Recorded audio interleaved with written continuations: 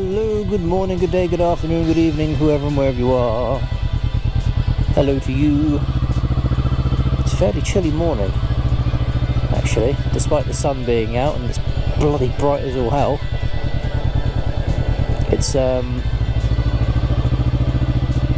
so strange. I'm sure there's a side to it, but during the winter months, I found this year especially, I've had more issues recording with the GoPros because I've noticed a lot more light smudge on the lenses. Now I use cleaning products and whatever glass specific products to get rid of that kind of thing, but I find that even when I direct the camera even slightly towards the sun, I forgot to get the neutral filters on them today.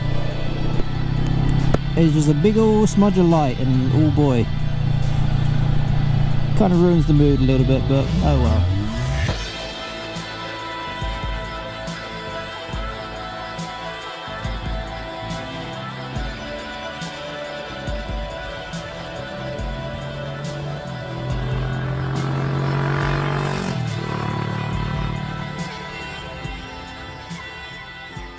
So there are some roads in my area, like this one for example, which are strictly 40 miles an hour. It's 40 miles an hour because there's a school over there and kids kept on walking on the bloody road rather than using the bridges. This road, however, is a national speed limit, 60 miles an hour. Off you go. Dual carriageway goes up to 70. Yay! Don't know why I pulled the clutch in there. Silly me. This road especially, I've taken this quite a few times in my old travels.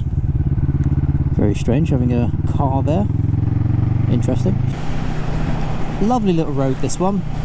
And there's a few little areas here which says reduce speed now.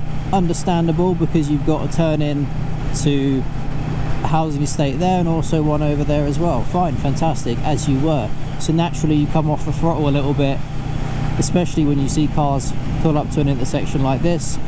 Just let off a little bit. If they do something stupid, it gives you that fraction of a bit more to react to it, so long as there's not a car behind you, you see, that's important as well. Anyway, the point I'm getting to is the amount of times I've seen people go up and down a national speed limit and they're pulling 30 or 40 miles an hour.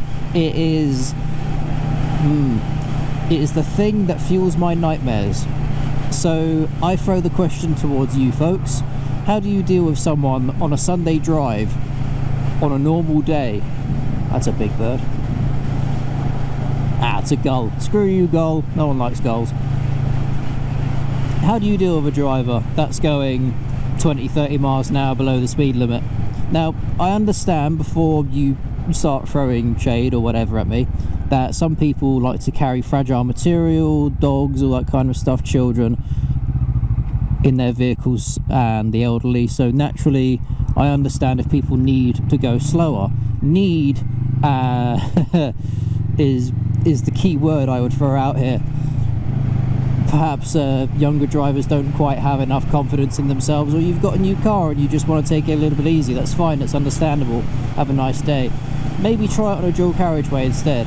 Feels a little bit more how should I say, intimidating, but you'd be surprised when there's an extra lane next to you. At least people have the chance to get past you, and you don't have to sit there like a nervous wreck behind the steering wheel because suddenly there's a queue of about 20 cars behind you, all waiting for you to move because you're only pulling 30 or 40 up a 60 mile an hour road. If it's dual carriageway, A, it's 70, and B, there's an extra lane, they can overtake you safely. Huzzah! Oh dear.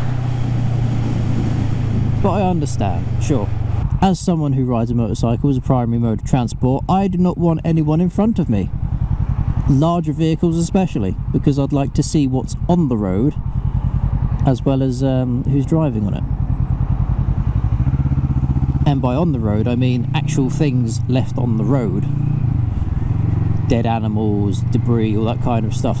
I've gone through 3 back tyres because of crap which people have left in residential areas. So yeah, I like a clean bit of road in front of me like I've got now, so at least I've got enough time to see, and I'm scanning the road. Short, medium, what's up there? Short, medium, what's up there?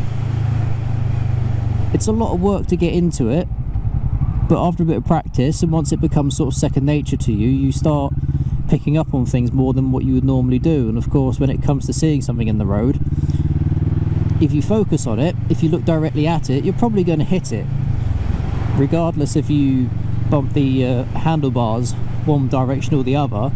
If you're looking directly at a drain and you want to try and avoid it, there's a good chance you're actually going to go straight over it. So take your eyes off it, try and keep a mental note of where it is, and then just gently lean the bike one way or the other, depending on what's the safest way for you to avoid that. And fingers crossed you miss it. You should do, but have confidence. Have confidence. And so yeah, I find it so strange that there are, what seems to be, at least to me, so many people in my town which almost like insist on doing 30 or 40 miles an hour on those roads. And I've just sat here on the bike, just almost like screaming, it's like, it's 60 miles an hour, come on, come on. Is that the cue to get a coffee? God damn.